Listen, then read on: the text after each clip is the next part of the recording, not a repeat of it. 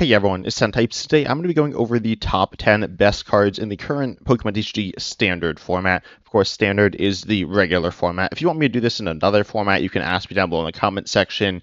Most people just play standard, right? So this is like the best cards in the game that people play. And this is current standard internationally, so not counting the cards that are only out in Japan.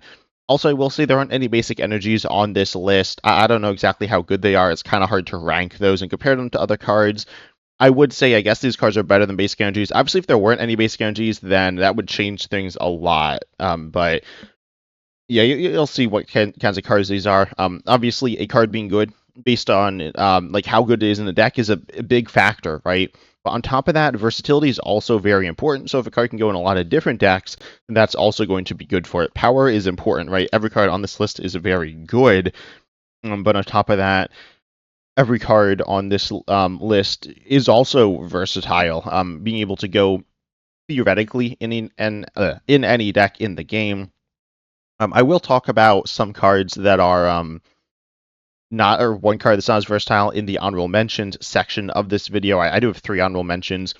Being completely honest, it was pretty hard to order these cards in the rankings here. I will say I am pretty confident about what the top 10 best cards are in the game, though. But of course, I'd love to hear your thoughts down below in the comment section. I have one card that I do want to mention as well that's not an honorable mention. If you know me, you probably know what that card is, right? And yeah, I'm just really excited to hop into it. So let's begin with the honorable mentions. The first honorable mention is Professor's Research. Professor's Research is just outside the top 10. I almost say I could understand it being in the top 10. I mean, it's a very good card. Don't get me wrong. Every card in this video is very good. The honorable mentions are a little weaker, and research is good. You know, just go to hand, draw 7 cards is good. It's not the best pure draw supporter. Just cutting your hand can be bad.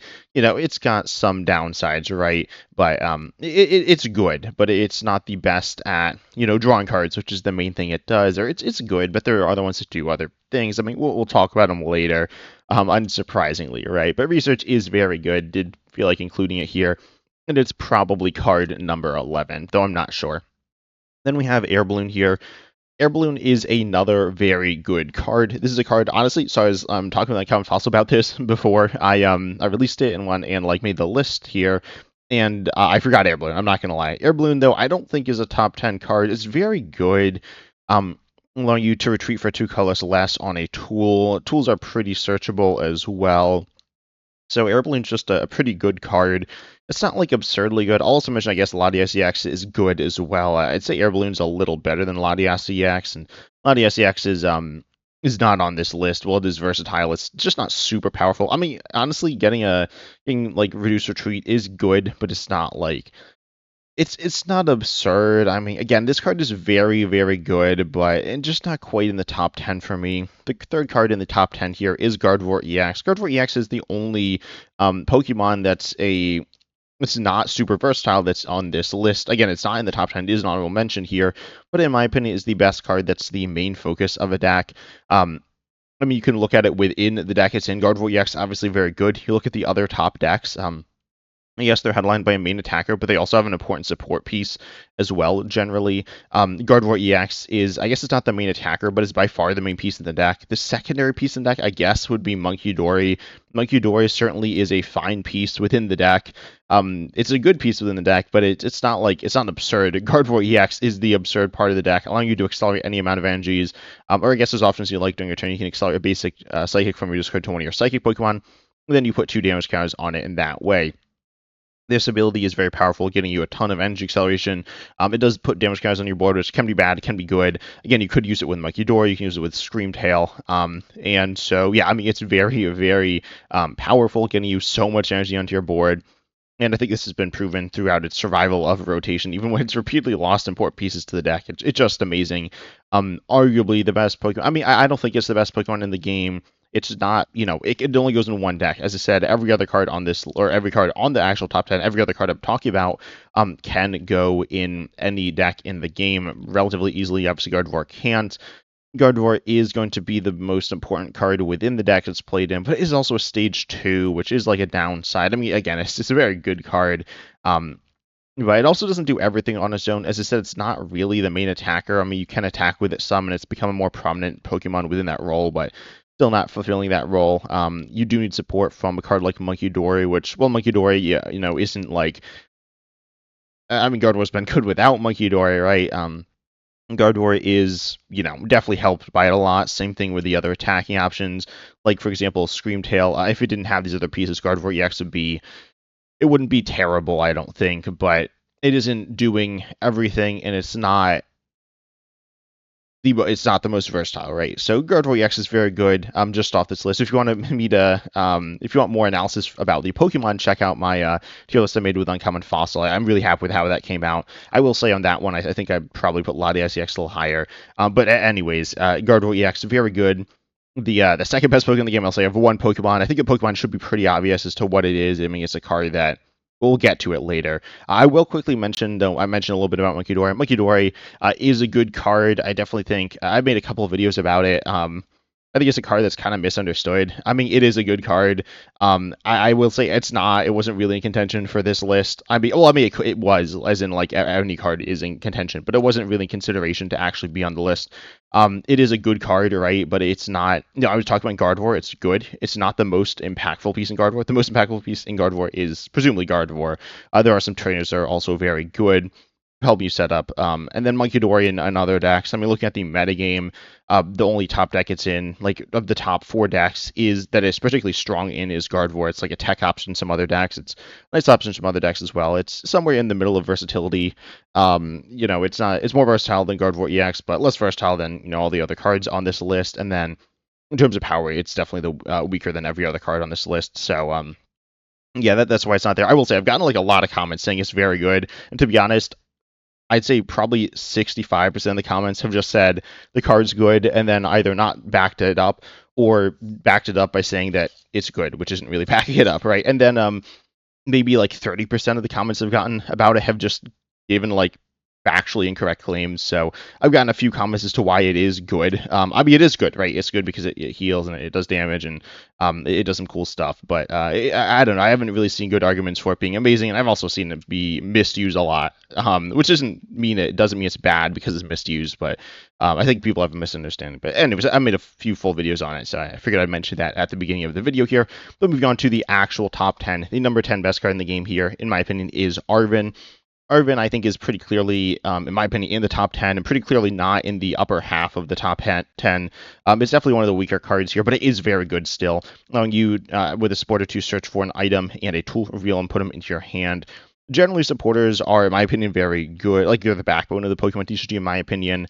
And Arven is good. That being said, supporters that set you up are generally better as a draw roll to get you exactly what you need, or to get you potentially everything that you need, including like a lot of cards, right? Arven just doesn't get you that many cards. It gets you 2 cards. The tool isn't super useful. I mentioned Air Balloon being good.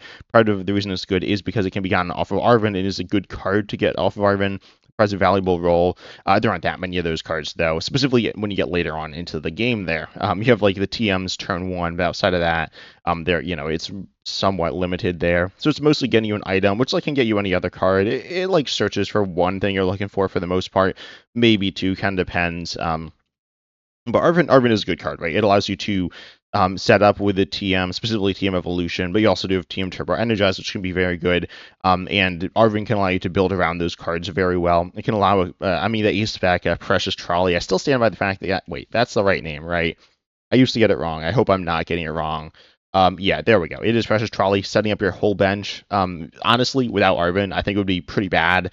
With Arven, it's theoretically really good, assuming you're able to, get the Arven, which you can get a bunch of the time. You need to hit one of 5 cards, 4 Arvens of the Precious Trolley, instead of you need to just hit the Precious Trolley, right? So Arven is a good card, but it isn't getting you it's getting you one thing that you need, but it's not getting you everything that you need, versus other supporters can get you more cards, then theoretically get you items to get the cards you need, which is a more traditional thing you're going to be doing. But anyways, Arven is very, very good here.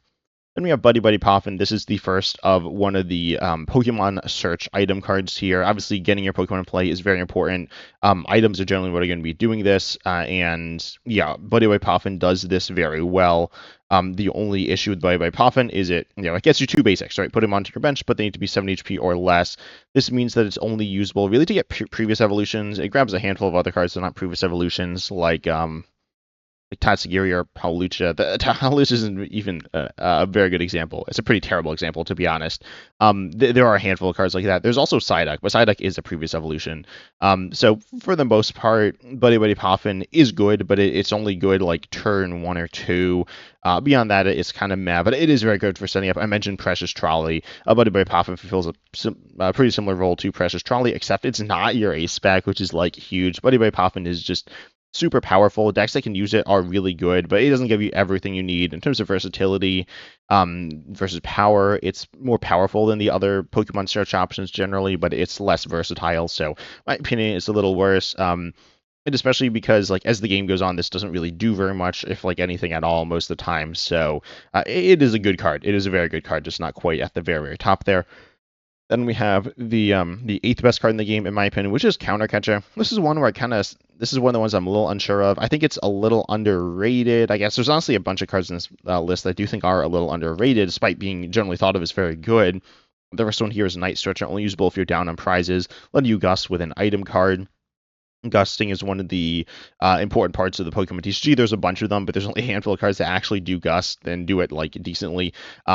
Counter Catcher is one of those. One of the better ones, if like it's not quite the best one, but it is very good. Allowing you to come back. When I say come back, it's more so come back in quotes, because there's a lot of decks in the game that kind of play from behind pretty commonly. For example, like evolution decks, to be honest, in general, can like often kind of play from behind. So this being able to work with a lot of the top decks in the game, this card is just very good. I don't think there's too much more to say about it. Fulfills an important role, can allow you to like do some control-y stuff as well, which can be good. I'm certainly not going to sit here and deny that. I love control. But yeah, Counter Catcher is really, really good. Being Item Gust. Item Gust is really good, but it does have a substantial limitation if you're winning or you're tied, which theoretically it's going to be most of the time, and you need to actually do stuff to win the game. If you don't win the game, you're not going to win the game. Counter Catcher can lead to you getting comebacks, but you can't just be built around comebacks all the time. One, because if both people are built around it, then it doesn't work, and two, it's just something that you're always behind, right? You're always going to be behind when you're playing this card, which is like bad. You don't want to be behind that often if there's no other reason to do so. So anyways, Counter Catcher is good. It's just not like it's kind of a staple, but it's not exactly a true staple like some other cards you'll see later on. The next one here I have is Night Stretcher. To be honest, I kind of wanted to put Night Stretcher higher. Originally, it was at, I think, maybe spot 3. The issue is it doesn't really do anything in the early game. It's an item that is the best recovery card in the game, putting a basic Pokemon from your discard pile into your hand. Basic Pokemon or basic energy there. And then what am I saying? It's a basic energy or a Pokemon, so it can be any stage of Pokemon, but only basic energies there, not special energies there. Night Stretcher is very good, right? Getting you these cards back. It's a lot of cards. It's most of the cards, or not most of the cards in your deck, maybe like half the cards in your deck. It might be most of the cards. It kind of depends. It's going to be a bunch of cards, getting you a good chunk of versatility. Could allow you to reuse cards, which is a thing. But the main thing is it's going to allow you to recover things. And also, if you pair it with something like Professor's Research or any other discard effect, or if you've been knocked out, this will be almost like a search card, which is really powerful on top of being a recover card. Because unlike Super Rod, this goes to hand. So Night Stretcher is really amazing. It's a card I've been running 4 of in more and more decks. It's super good.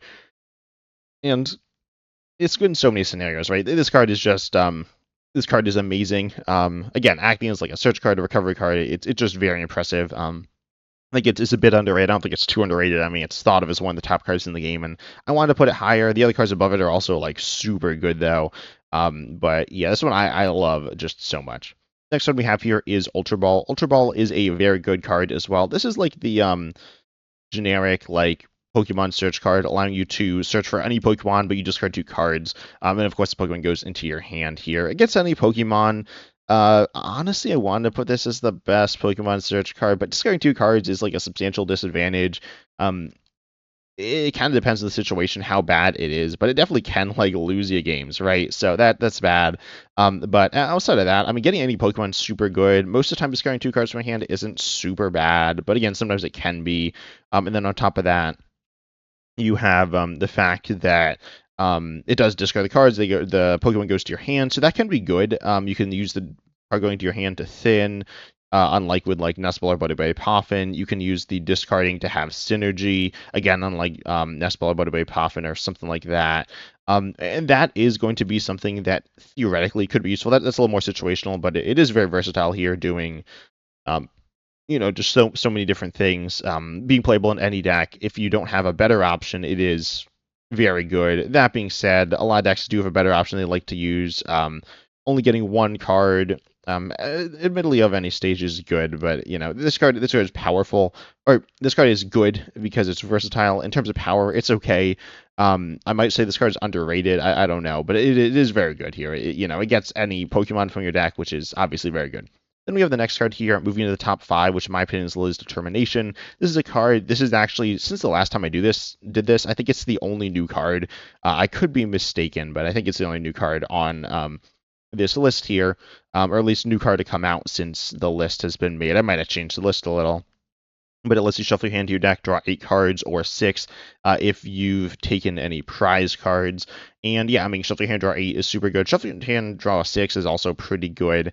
It's not quite the best draw supporter in my opinion. I mean, it's the best pure draw supporter though, realistically. This card's very good. I think it's one of the most clearly like good cards we've seen in a little while. We see a couple in the upcoming set, but most of the time, I think in the recent Pokemon TCG sets, we've seen, the cards in them be like a little less clear as to how good they are. Lily's Determination is not that. It clearly draws you. It draws you so many cards. It's very good. Good to bail you out of bad hands. Good to bail you out of good hands to hopefully get even better ones. I mean, it just draws you so many cards. You don't lose the cards like with Research. And yeah, I mean, it's just very good. I will say Research, as I said, does have synergy with Night Stretcher, and Lily's also can draw you into the same cards you've seen.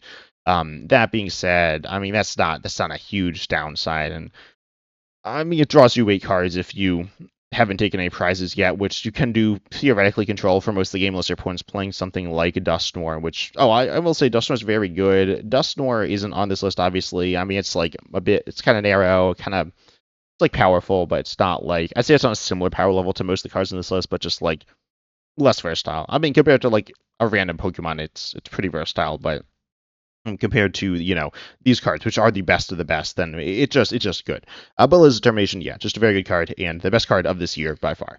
Unless I'm forgetting something, or I guess Prismatic Evolutions as well. Nestball was not in that; I was in Palayan Fates, but some cards were in Prismatic Evolutions. Nestball though is the next card here. Nestball is the final Pokemon search card on this list, allowing you to search for any basic, put it onto your bench. This is less versatile than Ultra Ball, but only by a little bit, to be honest, because most of the best cards in the game are basic Pokemon. If you're playing an evolution deck, you're playing a lot of basics. If you're playing a basic deck, you're playing all basics. So yeah, Nest Ball gets you most of the cards you need most of the time. With the Pokemon in the game, it can often bail you out of bad hands. If you're playing a basic deck, it'll get your main attacker turn 1, especially if you're playing an evolution deck, it'll get your main attacker previous evolution to the main attacker turn 1. Yes, it's not as powerful as Buddy Poffin, but it's like you need one of them to to be able to evolve into next turn of your previous evolution to your main attacker, and Nestball can get that. Yes, your opponent could knock it out. Yes, you're not getting as many cards, but it is still very, very good. Nestball is, in my opinion, the best of the Pokemon search options. All 3 are very, very good. As I said, these are like the best of the best cards in the game, but I think Nestball just squeaks it out there. Yes, it can't trigger on-play abilities as well, but there's not that many of those that are particularly good. So, I mean, this card is very, very good. I am sad it's rotating. I guess we'll see if there's a replacement for it. But yeah, Nestball's super good. Moving on to the top 3, though, I have Boss Orders at number 3. Boss's Orders is it's a very good card. Honestly, Countercatcher is very good as well, and they're obviously, they're both gusting cards. This is a gust at any time, but it does use your supporter. But I mean, it's like the most consistent way to gust in the Pokemon TCG. It's been that since it's come out. It's been that really before it's come out when we've seen alternate versions to this card. So, yeah, Boss Orders is very good. Gusting, is a win condition. Boss Orders is a win condition for many decks in the game at different times. Yes, Countercatcher kind of can do that, but you need to kind of set things up. Your opponent can kind of plan around it as well. So Boss Order is very powerful. I don't think there's too much to be said here about this card.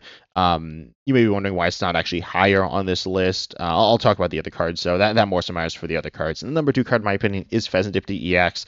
Pheasantipede EX, I think, it's really good. I think this card is honestly super underrated. This card is, in my opinion, I mean, I don't know if it's super underrated. I don't think it's. I think most people would say it's the best Pokemon in the game. But like I think it's pretty clearly the best Pokemon in the game. I mean, again, you can compare it. Like it's kind of hard to compare it to multi-prizers, or no, not multi, like main attackers, which are multi-prizers, like the big stage 2 EXs that you see in the metagame right now, like Charizard or Dragapult. Um, but this like sees play in like essentially every deck in the game. I feel like if you're not playing this, you should very much consider it. Again, it is in most stacks. It's what decks isn't it in? I mean, if you let's look at the like the most recent tournament was that this one. So it was not in this list. Now, what tournament was that? Oh, this was the IG tournament. It wasn't in, oh, this fourth place stack, but this is like a stall based stack. We want to maintain a small board, but for the most part, it's in most stacks, right? This card is very very powerful. I think if you're not playing it, you need to have a very good reason to play it. Admittedly, it is mostly a one of in some decks. I will say I think it's worth running as a two of from time to time. It's not amazing as a two of, but it's okay as a two of. Like I've played it as a two of, and it's like fine. It's worth running, I think. Sometimes I've, as I said, like never seen it. I've said this a bunch of times. I've never seen anyone do this. Maybe once or twice, but it's okay. I mean, it's a good card, and it's powerful because what it does, you draw 3 cards if one of your Pokemon is knocked out last turn. Yes, you can't use this every turn of the game, but you can use it most of the turns of the game, probably most of the important turns. And if your opponent's not triggering this, then they're probably doing something that's not so good for them. Again, there's a bunch of cards like this where they kind of rely on your opponent like enabling them in some way, or better if your opponent kind of feeds into them. But if you stop your opponent from feeding into them by like not taking knockouts, then that's still fine, right? Let's be honest. If you just say like, oh, I play Festive Defeat, and your opponent counters it by not attacking you, then like you win, right? So ignoring that because that's kind of a silly thing there. You will be able to use this at a good chunk of points during the game. You can't use it for setup. That is the only issue with it. But outside of that, you can use it to get your like evolutions and chain those together. I mean, it more or less does what you need draw to do. I mean, it draws you 3 cards on a lot of turns. It's going to be drawing you like 9 cards throughout the course of the game, probably somewhere around there, which is like a lot. It's 1 card and it's drawing you a good chunk of your deck. This card is like super good. It's not really a liability either. I think the only issue playing it earlier is the fact that then it's not in play later. Which is why I'd say maybe play 2 at times. And also, like, if it's in the discard, you can get it with Night Stretcher. If it's in the deck, you can get it with Nest Ball or Ultra Ball. This is the reason, in my opinion, why Nest Ball is so good. A big part of it because Nest Ball gives you this card, which if you're in a bad situation, you can grab this with Nest Ball, and then you can just go ahead and you're going to be able to just go and draw a bunch of cards, right? You can draw a bunch of cards. Mew EX doesn't really do this. Squawkabilly EX doesn't really do this. Festive EX does it better than any other card in the game. Yes, this and Festive EX presumably have no turns or overlap, but yeah, this is very good. It draws you cards. Drawing cards is very important. It doesn't use their supporter, and it's very, very, very good. The number 1 card in the game, in my opinion, is Iono. As I said, I think supports the backbone of decks. I think Iono is the best draw supporter. In terms of just pure draw, it is worse than Lily's. It's not. I mean, it's always going to be a little worse than Lily's. There are times it's a lot worse. There are times it's a little bit worse. It does put the cards on the bottom of your deck, though, so theoretically it could be better, I guess, if you have a really small deck. But for the most part, it is going to be worse than Lily's, but Lily's is still very good. Iono is like still a good draw supporter. At the beginning of the game, it's shuffle draw 6 is quite good, right? I was just saying how that was good with Lily's, and yeah, it's good with Iono here too. The only issue with this card is in terms of draw, it's bad. It also disrupts though. It puts your point, shuffles each player's hand, puts them on the bottom of their deck, draws a card for each prize they have remaining. And yeah, it can really disrupt your opponent in the late game. Can kind of disrupt them in the early game. Can help them in the early game, but I feel like it's not like super helpful. Definitely the best disruptive supporter in the game. Yes, we are losing Iono. We are not losing Judge though. So Judge, I guess, would be the replacement. Stand by the fact that I don't think so. Okay, so I don't think Zero Six Machinations is never useful, but I think it's almost never more useful than Iono in terms of disruption. I think Iono is essentially always a better disruption card, and Zero Six Machinations is an okay disruption card. And then Iono is also like an amazing draw supporter. On top of that, this card's awesome. I don't think it's a hot take. This card is awesome. It might be a little bit of a hot take. That's the best card in the game. But yeah, as I said, it is kind of hard to rank these. I don't think this is like leagues above, even spot 10. I think they are kind of close, but INO is so good. I play it as a 4 of in most decks. To be honest, a lot of these cards I play of and play a lot of in high counts in a lot of decks. Except for Fezdippy, I do play that as like a 1 of in most deck, or in like every deck I play. Honestly, not playing it feels like so bad. It helps you in so many. Well, it helps you, when you have a bad hand, you get knocked out. It like bails you out of bad situations, which do come up like all the time. So, anyways, these, in my opinion, are the top 10 cards in the game. I'm interested in hearing if there's anything that you think I missed. I feel pretty confident that the top 10 are actually the top 10 cards I gave are the actual top 10 best cards in the game. But I'm not confident on the ordering. And I'm interested in if there are any other cards that you would add as honorable mentions. I will mention, I guess, that Dragapult EX also could go there, depending on whether or not you group Dracolook in with it. If you like count Dracolook and Dragapult EX like together, I would say that's definitely deserving of being an honorable mention. But like they are different cards, right? So it's a little weird there. And then. Yeah, I don't think there are any other honorable mentions I would have. Previously, I had, I think, Badoo as an honorable mention last time I did this. I wouldn't say it's at that level right now. But anyways, I'm really interested in hearing your thoughts down below in the comment section. If you have, defense of any cards I left off this, especially if you think I left something off, though, make sure you tell me why. Don't just say it's good, or something like that. I mean, you can if you just want to mess with me. But if you actually want to convince me, then give me a reason. But I hope you enjoy. Make sure you like, subscribe, hit the bell, all the good stuff. And as always, I'm excited to see you in the next video.